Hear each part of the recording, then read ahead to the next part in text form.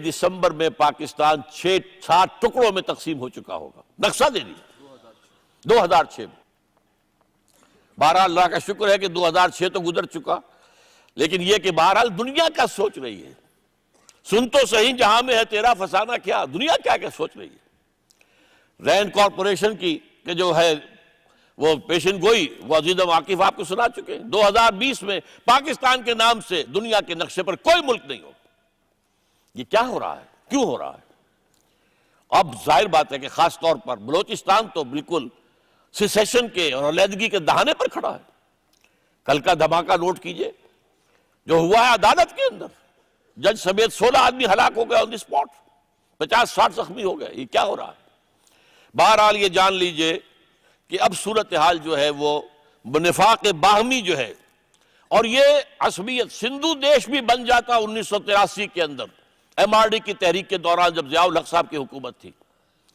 وہ تو یہ کہ اس وقت اندرا گاندھی چوک گئی، اس نے مدد نہیں کی، ورنہ یہ ہے کہ سندھ میں اگر ریلوے لائن اور مین روڈ کاٹ دیتے، وہ تو ان کے پاس ایکسپلوزیوز تھے نہیں، وہ صرف آگ لگا رہے تھے، سلیپرز کو آگ لگا رہے تھے بس، ورنہ پاکستان ختم ہو جاتا۔ بہرحال ابھی اللہ تعالیٰ کی طرف سے جو مہلت ہے اس کی قدر کی جانی چاہیے، وہ میں بعد میں عرض کروں گا۔ اور یہ نہ سمجھیے کہ پنجاب میں صوبائی عصبیت نہیں ہے، پنجاب میں شدید ترین صوبائی عصبیت موجود ہے۔ کیا وجہ ہے کہ پنجاب کی تقسیم نہیں ہو سکتی؟ ہر سوچنے سمجھنے والے شخص نے پاکستان میں یہ کہا کہ یہ جو ہمارا معاملہ ہے کہ 4 فیڈریٹنگ یونٹس میں ایک اتنا بڑا ہے کہ بقیہ تینوں کی جو آبادی ہے اس سے بھی زیادہ ہے، یہ چھوٹے جو ہے اس میں تقسیم کا جو ہے صوبے تقسیم کیے جائے، پنجاب کو تقسیم کیا جائے تاکہ ایک ہموار قسم کا اور جو ہے وہ فیڈرل نظام بن سکے۔ سننے کو کوئی تیار نہیں۔ حالانکہ دیکھیے مشرقی پنجاب چھوٹا تھا مغربی پنجاب سے، جو میں چھوڑ کر آیا تھا پنجاب، مشرقی پنجاب، اس میں 14 ضلع آئے تھے اور مغربی پنجاب میں 17 ضلع آئے تھے، وہ 3 حصوں میں تقسیم ہو چکا ہے۔ پنجاب اس کی اپنی اپنی زبانیں ہیں، اپنا کلچر ہے، سارے مسائل انہوں نے حل کیے ہیں، لیکن یہ ہے کہ ہم جو ہے اس کا نام سننے کو تیار نہیں، اس لیے کہ وہ عصبیت ہے۔ تو عصبیتیں، سندھی عصبیت ہے، بلوچی عصبیت ہے، پختون عصبیت ہے، سرائکی عصبیت ہے۔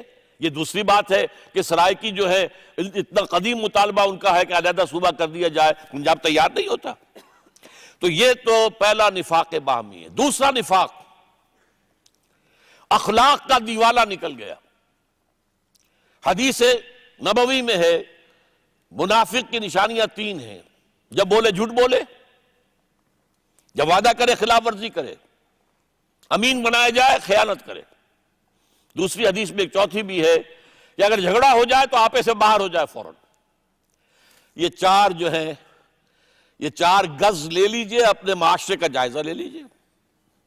جو جتنا بڑا ہے اتنا ہی جھوٹا ہے، جو جتنا بڑا ہے اتنا ہی وعدہ خلاف ہے، اور جو غبن ہمارے ہاں ہوئے، جو ملینز میں ہوئے، جو اس ملک کو لوٹا گیا ہے ڈاکو بن کر، ہمارے اعلیٰ افسروں نے ڈاکو بن کر اس ملک کو لوٹا ہے۔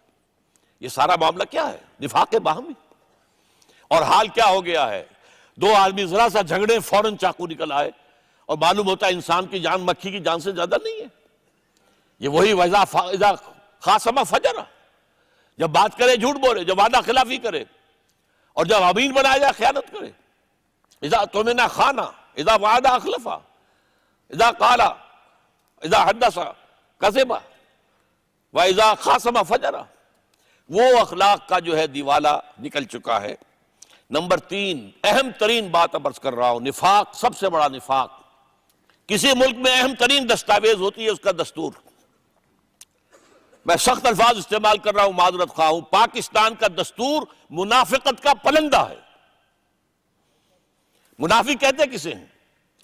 ظاہر میں مسلمان، باطن میں کافر۔ بالکل وہی معاملہ یہ ہے پاکستان کے دستور کا۔ میں نے عرض کیا قرارداد مقاصد بھی کافی تھی اسلام کے لیے اگر اس میں جملہ ہوتا، ورنہ جسٹس نسیم حسن شاہ نے ٹھوکر مار کر پھینک دیا اس کو، قرارداد مقاصد کو۔ یہ بھی ایک دفعہ ہے آرٹیکل، دوسرے آرٹیکلز کے اوپر اس کا کوئی اثر نہیں ہو سکتا، بات ختم۔ دفعہ 227، بڑے خوبصورت الفاظ، No legislation will be done repugnant to the Quran and the Sunnah. لیکن اسے کونسل آف اسلامک آئیڈیالوجی کے ساتھ نتھی کر دیا. کاؤنسل رپورٹیں دیتی رہے گی, آگے کچھ ذکر نہیں ہے ان رپورٹوں کا کیا بنے گا. ورنہ یہ ہوتا کہ اتنے مہینے کے اندر وہ رپورٹ جو ہے پارلیمنٹ میں پیش ہوگی, اس پر کوئی ایکشن لیا جائے گا. نتیجہ کیا نکلا ہے؟ کروڑوں روپیہ صرف ہوا ہے کاؤنسل کے اوپر. ان کی رپورٹیں انہوں نے محنتیں کی ہیں, بہت محنت کی ہے, اچھی سے اچھی رپورٹیں, لیکن وہ رپورٹیں جا کر ڈمپ ہو گئی ہیں. کوئی وزارت مالیات کی الماریوں میں ہے, کوئی وزارت داخلہ کی جو ہے وہاں پر جا کر اس کا کسی ایک پر کوئی کارروائی آج تک نہیں ہوئی.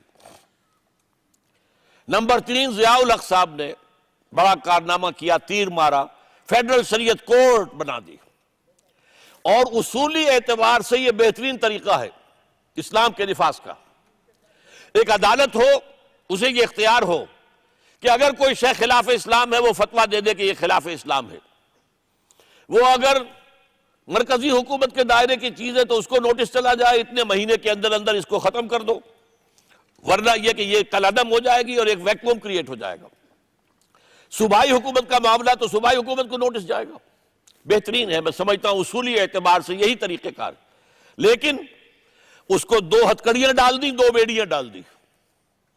دستور پاکستان تمہارے دائرے سے خارج. گویا کہ دستور کے معاملے میں اسلام کی کوئی رہنمائی قبول کرنے کو تیار نہیں. دستور پاکستان تمہارے دائرہ کار سے خارج. جوڈیشل پروسیجرل لاز, ضابطہ دیوانی, ضابطہ فوجداری تمہارے دائرہ کار سے خارج. 10 سال تک مالی معاملات تمہارے دائرے سے خارج. اور تو اور فیملی لاز جو ایک منکر حدیث غلام احمد پرویز نے بنوائے تھے, ایک ڈکٹیٹر, فوجی ڈکٹیٹر ایوب خان سے, اور جو آج تک چلے آ رہے ہیں. اور ضیاء الحق صاحب بھی 11 برس تک اسلام کرتے ہوئے چلے گئے, لیکن وہ قوانین جو کہ تو موجود رہے. ان کو بھی یہ تمہارے دائرے میں نہیں ہے. چنانچہ یہی بات میں نے ان سے کہی تھی. میں نے دھوکہ کھایا تھا ان سے 2 مہینے کے لیے. میں نے سمجھا تھا کہ یہ واقعی کچھ اسلام کا کام کرنا چاہتے ہیں. انہوں نے مجھے وزارت پیش کی تھی, میں نے اس سے کہا تھا میں اس کا قابل نہیں ہوں, اہل نہیں ہوں. دوسرے, آپ نے وہ کام کرنے ہمیں دینا نہیں ہے, آپ کی تو فوجی حکومت ہے, اور الزام ہم پر آئے گا کہ یہ نکمے ہیں. جیسے پہلی منسٹری جو بنی تھی جماعت اسلامی اور جمعیت علماء اسلام کے وزراء بنے تھے, اور وہ ان کو داغدار کر کے وہاں سے نکال باہر کیا گیا تھا کہ یہ نکمے لوگ ہیں, کچھ کر نہیں سکے. لیکن جب شورا کی دعوت دی وہ میں نے قبول کر لی. لیکن اس میں نے دیکھ لیا بعد میں 2 سیشنز کے اندر ہی کہ کچھ کام کرنے کا کچھ اس کا فائدہ نہیں ہے. یہ ونڈو ڈریسنگ ہے امریکن پبلک اوپینین کو یہ دکھانے کے لیے کہ میری صرف خالص فوجی حکومت نہیں ہے بلکہ سویلینز بھی میرے ساتھ. میں نے پھر ان سے انٹرویو مانگا, اور 5 جولائی 1982 کو گورنر ہاؤس میں میری ملاقات ہوئی لاہور میں. میں نے کہا جنرل صاحب آپ ماتھے پر کلنک کا ٹیکا لیے پھر رہے ہیں. اچھا, میں نے تو یہ محاورہ بولا تھا, لیکن میں نے دیکھا ان کے ماتھے کے اوپر محراب تھی, تو میں نے کہا کہ یہ تو بہت زیادہ جو ہے, میں نے بات ایسی کہہ دی ہے کہ جو نامناسب ہے, اور غصہ میں آ جائیں گے. لیکن نہیں, وہ بڑے متحمل مزاج آدمی تھے. کیوں, کیسے کہہ رہے ہیں آپ؟ میں نے کہا آپ نے فیڈرل شریعت کورٹ بنائی, اپنے ہینڈ پکڈ علماء کو وہاں جج بنایا, وہ آپ کے ہینڈ پکڈ علماء ہیں, آپ کو ان کے اوپر اعتماد ہے کہ نہیں؟ ان کے علم پر, ان کے فہم پر, ان کی دیانت پر, ان کے اخلاص پر کیا ہے؟ میں نے کہا پھر ان کے ہاتھ باندھ دیے آپ نے کہ فیملی لاز پر بات نہیں کر سکتے. ٹھیک ہے, مالیاتی معاملات, فسکل معاملات میں آپ نے وقت مقرر کیا, کوئی دلیل تو ہے نا کہ ایک دم تو تبدیلی نہیں ہو سکتی مالیاتی نظام کے اندر. لیکن یہاں کیا ہے, انگریز نے ہمارے فیملی لاز کو نہیں چھیڑا, ہمارے اپنے علماء کے فتووں کے تحت چلتے رہے, شادی بیاہ اور وراثت کے قوانین سارے کے سارے. اسی طریقے سے ہندوستان میں مسلمانوں نے آج تک, حالانکہ بی جے پی وہاں پر جو بڑا اہم حصہ رہی ہے حکومت کا, اس کے تو دستور, اس کے منشور میں یہ تھا کامن سول کوڈ CCC, ایک ہی قانون ہونا چاہیے آلیات, جو آئلی قانون. لیکن نہیں, آج تک مسلمانوں نے نہیں ہونے دیا, اور آپ نے یہ کر دیا. میں نے کہا میں یہ نہیں کہتا کہ جو میں کہتا ہوں وہ آپ کریں, آپ ہاتھ کھول دیں, آپ کی عدالت ہے, آپ نے ان کو بٹھایا ہے. اور اگر غلام احمد پرویز اس وقت تک زندہ تھے, وہ بھی جائیں ثابت کر دیں کہ ان میں کوئی چیز کتاب و سنت کے منافی نہیں ہے, میں خوش, میرا رب خوش. کہنے لگے پھر ان خواتین کو کون مطمئن کرے گا؟ میں نے کہا اگر آپ کی سوچ کا یہی معیار ہے تو میرا یہ استعفیٰ حاضر ہے. تو ایک جو یہ کہ وہ کورٹ کے اوپر یہ تحدید